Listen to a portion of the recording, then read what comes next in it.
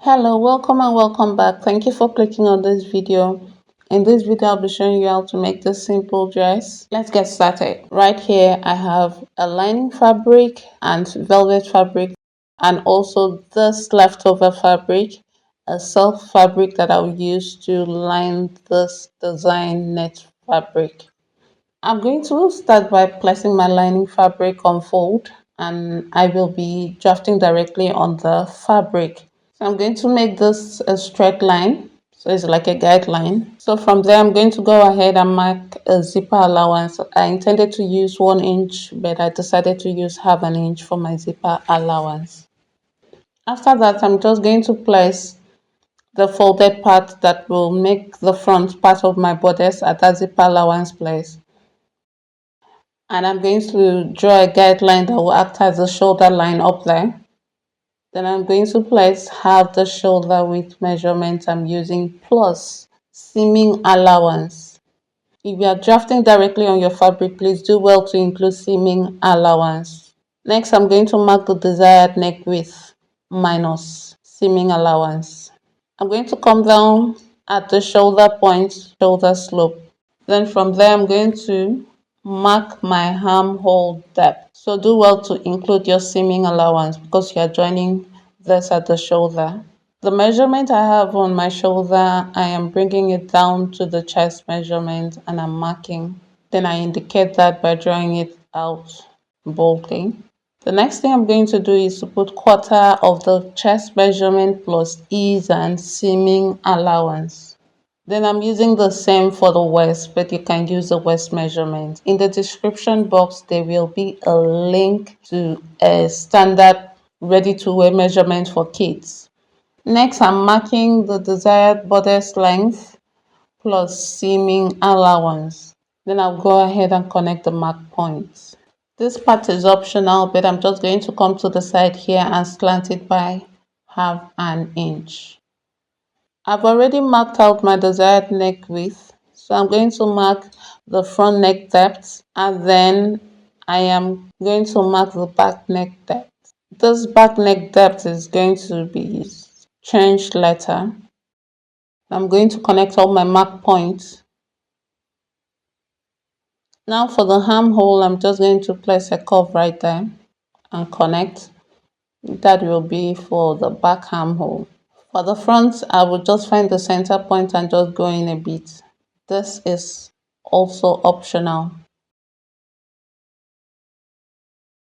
At this point, we are ready to cut out the upper part of our dress. I'm cutting out the back part of the bodice first, and then I'm going to unpin, take out the back, and I will also cut out the front portion.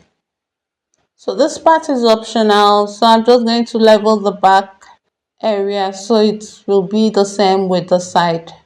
The back border sits better when this is done. So now I have both the back and the front piece, so I decided to still adjust the back neck depth a little bit more. So I just placed my tape at the bottom and went up by 7 inches and mark. Then I connect to form my new back neckline. So at this point, I am basically done with this. So I'm going to use it to cut my fashion fabric. That's a velvet fabric. Next will be for me to make a puff cap sleeve. So you can measure it and decide where you want your cap sleeve to end. For me, I decided that I want the height of 4 inches when finished. With that in mind, I'm going to fold my fabric, pin and secure it in place, then go ahead and mark where I want my sleeve to be. Then I put my desired sleeve cap plus seaming allowance. So the height of my sleeve. So I wanted to finish as a 4-inch sleeve. So I place it at 4.5 half inch as a seaming allowance. Then I also make the same by the side. So I'm going to connect that. So you can use freehand or anything that aids you with the curve. Next will be for me to come to the side of the sleeve and go up by half an inch. So with this, I'm pretty much done. It's just to cut it out. Now I'm going to use it as a pattern and cut it on the velvet fabric. So right here, I have my cap sleeve.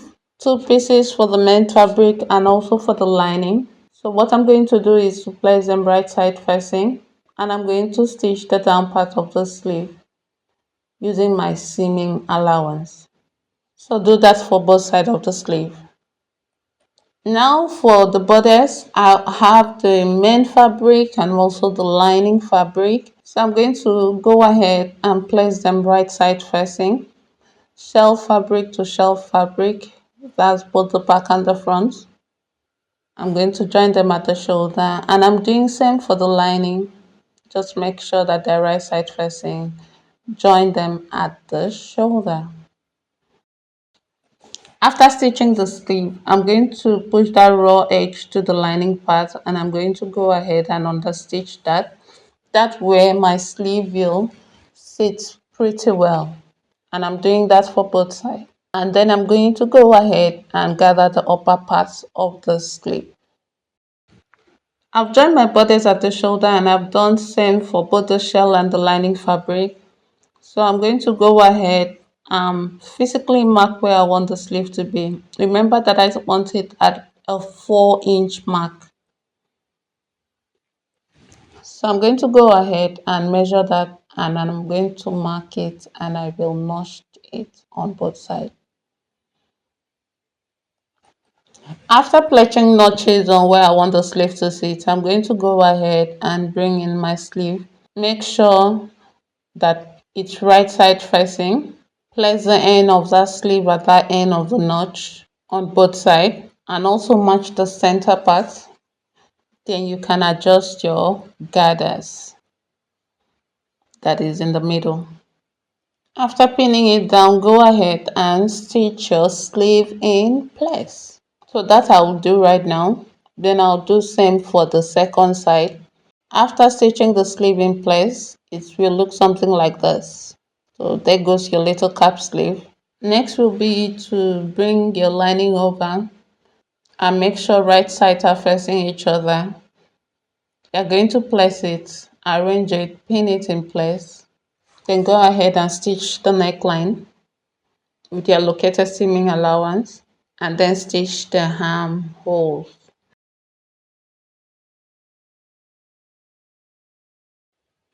After stitching the armhole, go ahead and place notches on the cuff part. You want this cuff part to relax as much as possible, so go ahead and place notches. If you have your pinky shed, you can do well to use that and trim the seaming allowance down. When you're done notching, pass the back of your bodice, the shell fabric, through the armhole and push it along to the front part, and then just pull it out. You can use a safety pin if it's difficult for you, then do well to pull it out. And there you go. Now the next thing to do to make it more better is to go ahead and understitch that neckline and the armhole. Understitch it as far as you can go. So after understitching the neckline, go ahead and join the sides of your bodice by placing it right side facing, shell fabric to shell fabric, the lining to the lining, and stitch them by the side using your located seaming allowance. After stitching it by the side, just open the seam and place them together. Just open that and place them together. You can iron that in place. Yes, now we are done with the basic borders, with the upper part of our dress. To the skirt parts, so right here I have about 41 inches. So meaning that placing it on fold, I have about 20.5 inches. So I'm going to slit it into two. So I would have my skirt part. Now I have two pieces, then I'm going to put that aside and go ahead and also cut the lining part of my skirt. So right here on fold, my silk is 20 inches, meaning that it's 40 inches when opened. I intend to use 3/4 of an inch as my hemming allowance. Now I'm going to place my design net on the silk fabric, and I'm going to go ahead and gather it up. So do well, place it like so, and you gather it up. So I'm going to Do same to the back, but the only difference is that I'll be dividing this back into two since the back of the dress has a zipper. So right here I've divided it into two and I've gathered it, so I'm going to join it back. So after doing that, this is what it looks like. I am going to stitch my skirt part to my bodice part. So I'm basically pinning it in place. Now I'm going to stitch the bodice to the skirt using my seaming allowance, after which I will install a zipper. So right here, I have stitched the down part to the upper part. I have installed the zipper and I've gone ahead to finish the inside. Then I've also hemmed the skirt part of it, and I've also shortened my zipper right here.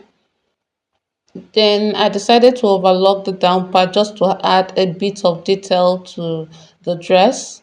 The dress still looks a bit plain to me, so I decided to cut out a butterfly.